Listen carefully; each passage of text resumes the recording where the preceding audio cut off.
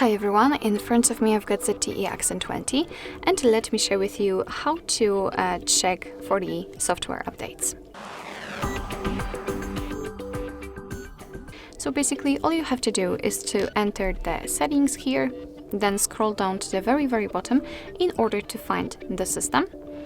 And as you can see, actually on the second position we've got the system update option, so let's tap.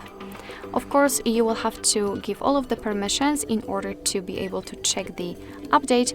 And of course, as you can see, in my case, the network is unavailable because I forgot about it. So let me maybe quickly connect with the Wi-Fi. Okay, just a second.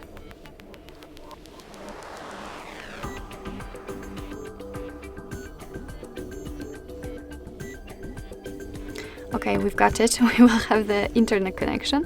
So again, the system update, and right now we can check. Your device is checking for the updates. You can also check your current version. And as you can see, in my case at least, I've got the opportunity and to actually update the system, update the software.